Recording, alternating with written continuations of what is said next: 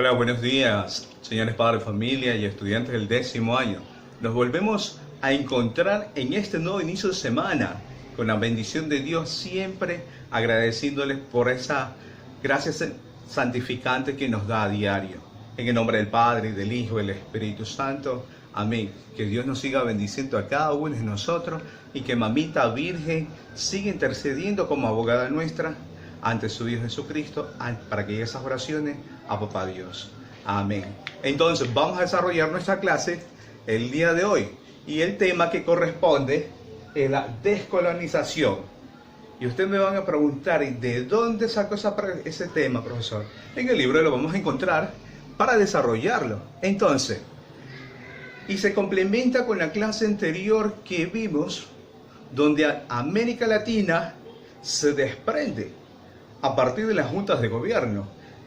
Entonces, en esas clases anteriores se conectan ahora este tema sobre la descolonización.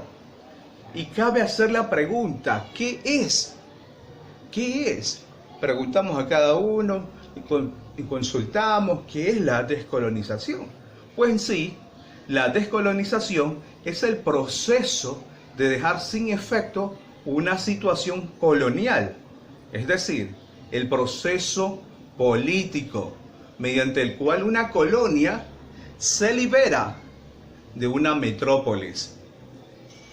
Y sobre todo, esto tiene que involucrar más el uso de la fuerza. Y es lo que pasó casi en todos los continentes, donde aquellos pueblos querían ser libres. Utilizaron la fuerza, obviamente, armas, obviamente intervenir conjuntamente en aquellos hogares de una junta, en fin, para poder ser libre, y eso es lo que repercute en esta sociedad ahora. Entonces, la descolonización es el proceso de dejar sin efecto una situación colonial. Y siempre va a existir el proceso político de querer aferrarse a ese poder.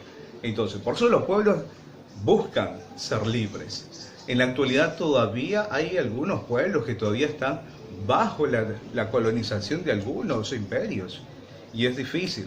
Obviamente la ONU siempre está recapitulando cuándo son libres aquellos países que todavía viven bajo el poder de los imperios. Ahora, a continuación, ¿cuáles son esas causas? Esas causas de la cual provocaron esta descolonización.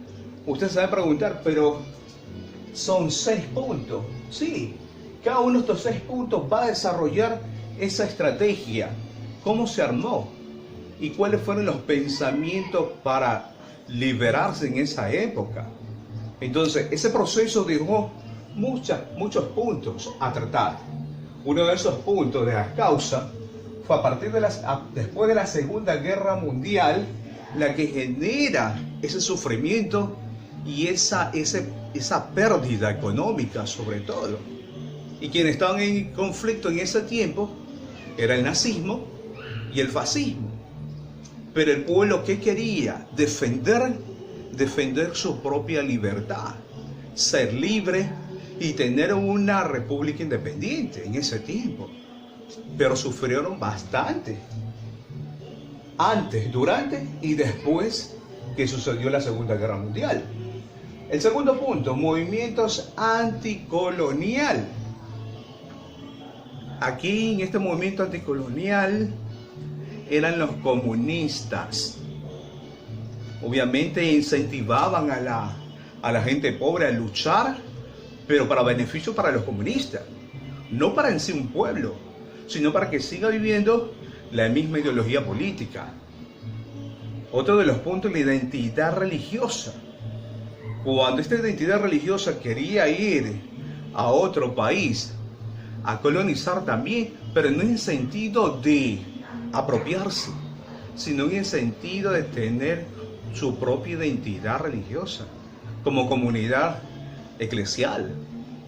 La historia de nuestros antepasados es más atacar a la iglesia, y no es atacarla, sino más bien ver la identidad religiosa, de fomentar la fe en esos pueblos, que también tengan ese espíritu. En fin, tener su propia libertad, lo que significaba.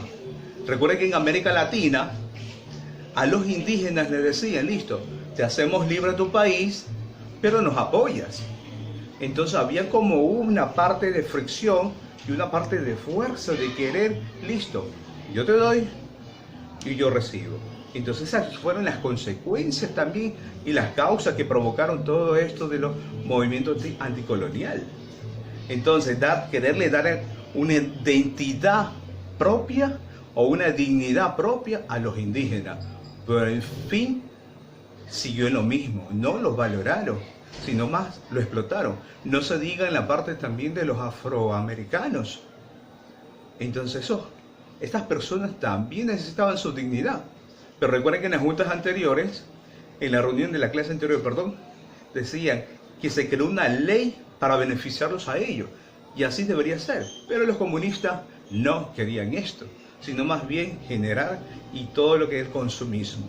Otro del tercer punto es la opinión pública. Pero en la opinión pública era el cambio de pensamiento. Y ese cambio de pensamiento era de hacerles entender el acto de descolonizar otras tierras. Obviamente la fuerza militar es la que intervenía también, pero hacerles entender que tengo un cambio de pensamiento, un cambio de no querer colonizar más tierra. Obviamente en ese tiempo era fuerte la tensión y hacer conciencia y sobre todo entender, ya no más. ¿Por qué seguir colonizando más tierras? Entonces, a partir de estos puntos de la opinión pública surge la ONU. En cambio, la ONU intercede por esos pueblos. ¿Pero por qué intercede por esos pueblos? Porque los países de la ONU también vivieron esa descolonización. Fueron libres, se liberaron, pero sí se solidarizaron para apoyar a los países que aún eran colonia. Yo dije hace poco, algunos países todavía viven esa colonización. ¿Sí? Entonces eso es lo que va generando también, que la ONU sigue intercediendo por ellos. A veces por ventaja o desventaja, pero encierra esto la ONU más. Y el quinto punto, la rentabilidad. Aquí fue el auge también de estas causas de la descolonización. Entonces, la rentabilidad, mantener a estas colonias económicamente, era ya un caos, porque no había el presupuesto para generar y seguir manteniendo estas colonias. Y en fin, se desentendieron. Y esas fueron las causas también de la descolonización. Y por último, el punto 6, la Guerra Fría. Recuerda, dentro de la Guerra Fría existían dos bloques. ¿Cuáles eran esos dos bloques? ¿Quién lo recuerda? Incluso le hago referencia a una de las películas que mayor connotación fue de Mario Moreno Cantinflas en su película Ante la ONU, donde recalcó los dos bandos. Y esos dos bandos eran los capitalistas, eran los comunistas, eran los verdes y los colorados. En fin, algunos ya dicen, esa película sí la vi.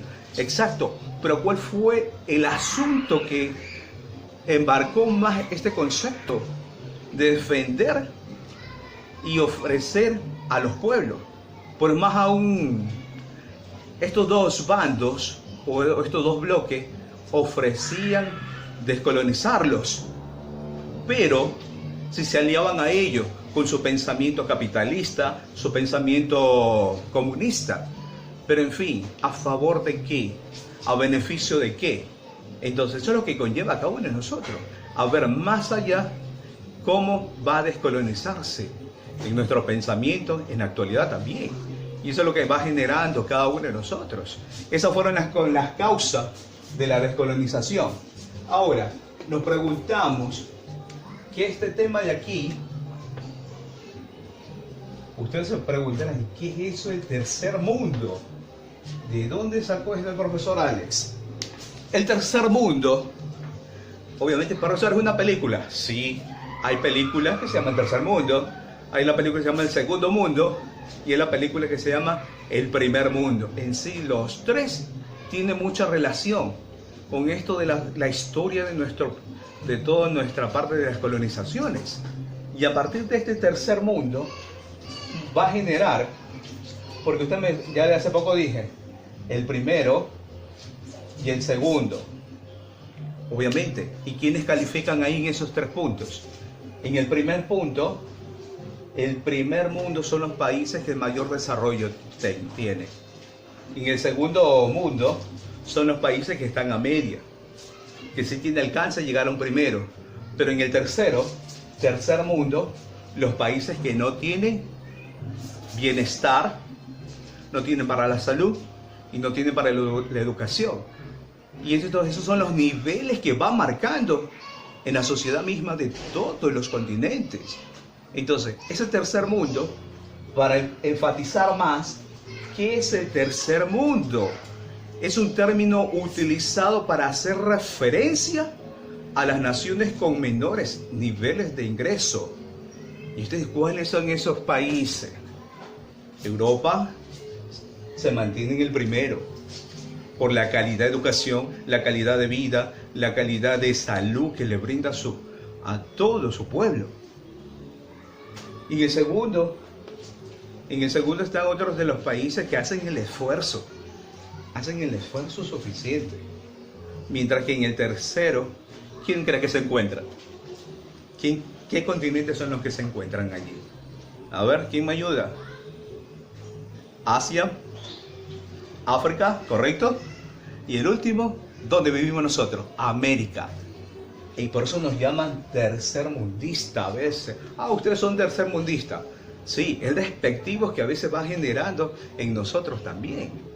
Pues bien, para ir finalizando ya, quiero que recurran a estas imágenes que voy a conectar.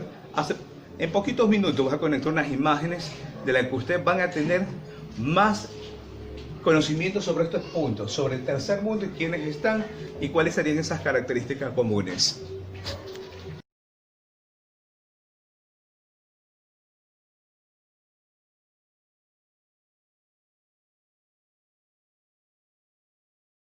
Aquí encontramos las características del primer mundo, segundo mundo, tercer mundo.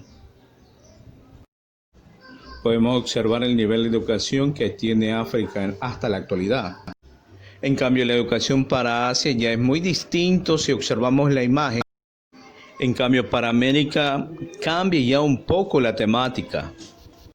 En cambio, aquí ya la tecnología es de punta para la educación. Entonces corresponde que el maestro tiene que innovarse ahora. Cualquier consulta por interno. Muchas gracias, bendiciones.